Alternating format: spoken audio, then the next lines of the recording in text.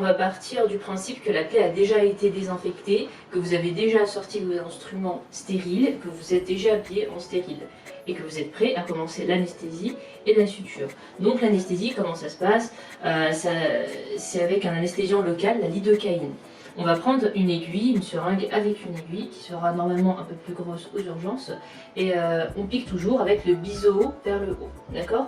Maintenant, pour anesthésier une plaie par exemple de cette taille-là, au lieu de piquer une fois, deux fois, trois fois pour anesthésier toute une berge, on va piquer uniquement une seule fois dans le sens de la berge, d'accord? On va partir en sous-cutané, on va suivre la berge en entier. On fait un petit reflux, c'est-à-dire on tire un petit peu sur la seringue pour voir si on n'est pas dans un vaisseau. Comme on voit ça, il faut voir si le sang remonte par là, ici ce n'est pas le cas. Et du coup, on pousse en ressortant l'aiguille, ce qui fait qu'au final, en une seule piqûre, vous aurez anesthésié une berge entière, d'accord? Ensuite, vous anesthésiez la deuxième berge, le temps que l'anesthésiant fonctionne sur la première. Une fois l'étape de l'anesthésie locale terminée, on va pouvoir commencer notre pont. Ici, on va utiliser un fil 3-0. Qui est un fil fréquemment utilisé pour les plaies de la peau assez simples. On a donc comme instrument un porte-aiguille, une pince et un ciseau. Le porte-aiguille, comment ça se tient?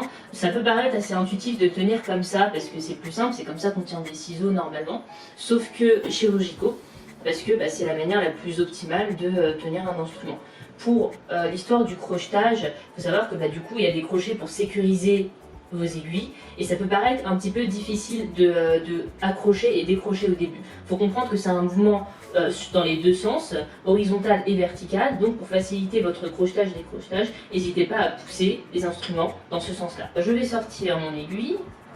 L'aiguille, c'est quelque chose qui va se présenter comme ça et qu'il faut absolument essayer de tenir un maximum au niveau de la base, d'accord? C'est-à-dire, par exemple, si mon aiguille est par terre, je ne vais pas m'amuser à essayer de la choper comme ça parce que je risque de me piquer. Je vais plutôt essayer d'attraper le fil comme ça, essayer de l'attraper comme je peux ici, de la stabiliser un peu, puis après, de la repositionner sur mon instrument, d'accord?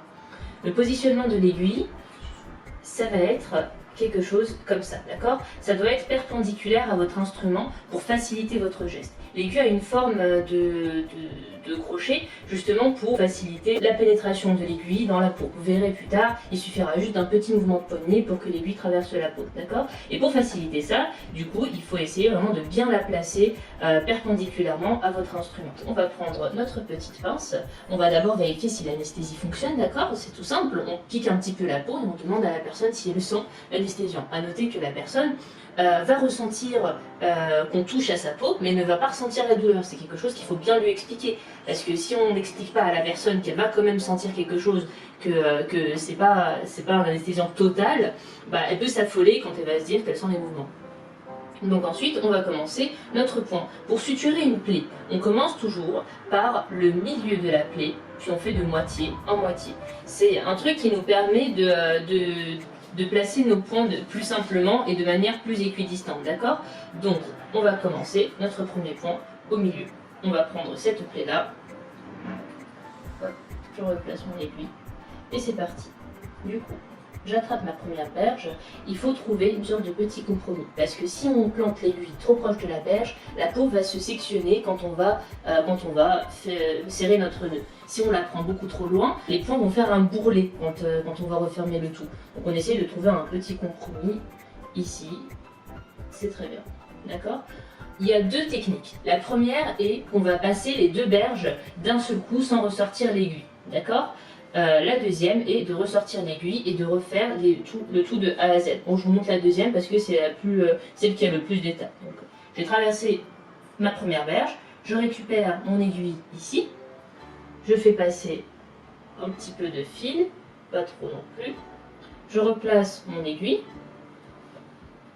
comme il faut, je passe ma deuxième berge,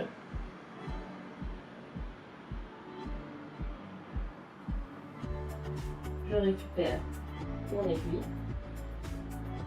et je vais passer le fil. Une fois que j'ai fait passer mon aiguille, je vais la poser par terre. Je vais poser mon porte-aiguille parce que j'en ai plus besoin. Et je laisse une petite marge de fil assez suffisante pour que je puisse faire mon nœud et que le fil ne se barre pas pendant que je le tire de l'autre côté. Donc une fois que j'ai passé mes deux berges, qu'est-ce que je vais faire? Pour le nœud, c'est tout simple. On va prendre le fil vers le bas et l'instrument vers le haut. On va toujours commencer notre nœud comme ça, d'accord? On va faire un tour et 2 tours, uniquement pour le premier nœud. On va attraper notre fil, on va le passer et on va tirer assez fort pour sécuriser le premier nœud, d'accord? Une fois que c'est fait, on va faire un deuxième nœud, mais cette fois on va inverser le sens. Du coup, l'instrument va être en bas, le fil va être en haut, on va faire un tour, on attrape le fil et on serre. Une troisième fois, l'instrument en haut, le fil en bas, un tour et on serre. Et une quatrième fois, l'instrument en bas, le fil en haut, on tourne, on attrape et on serre. C'est bon, notre point est bien sécurisé. On peut on peut couper les fils qui sont restants. On va essayer encore une fois de trouver un compromis parce que si on coupe le fil beaucoup trop proche, le nœud peut se défaire. Si on le coupe beaucoup trop loin, le fil va nous déranger pour les prochains nœuds. Donc environ 1 cm, c'est très bien. Et ensuite, évidemment, quand on serre, on essaye d'orienter un petit peu les nœuds sur le côté pour faciliter plus tard le retrait des points.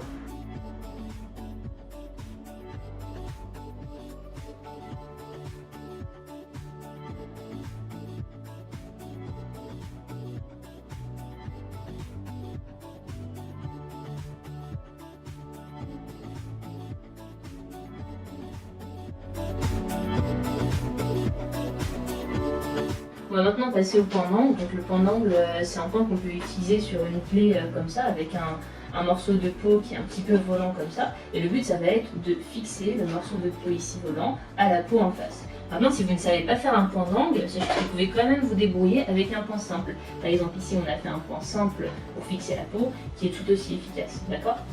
Évidemment, on va rajouter des points simples sur les côtés, tout comme ici, on en rajoutera pour que la peau soit bien adhérente, mais gardez en tête que si vous ne savez pas faire un point d'angle, vous pouvez vous débrouiller avec un point simple.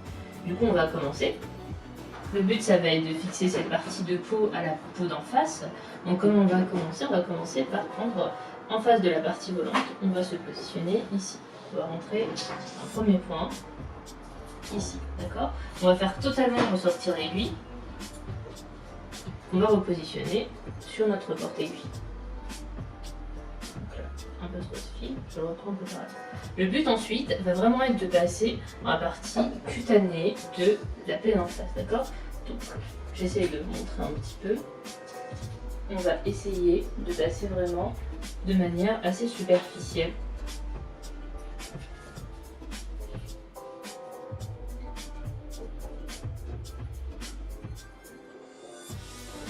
D'accord?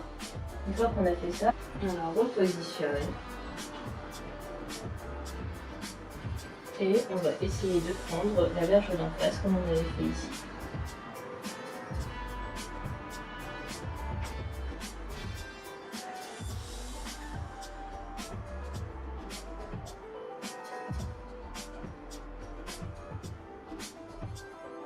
Une fois qu'on a fait tout ça, on peut mettre notre porte-aiguille et on peut commencer à faire notre nœud.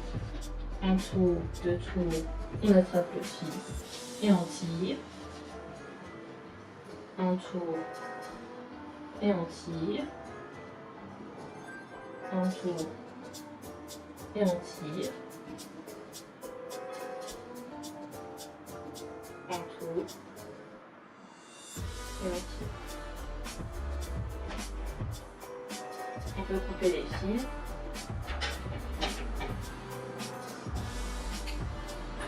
Et voilà, donc votre plaie est bien attachée. Après, comme je le disais, si on ne sait pas faire un point d'angle, on peut se débrouiller ici. La plaie est tout aussi bien attachée.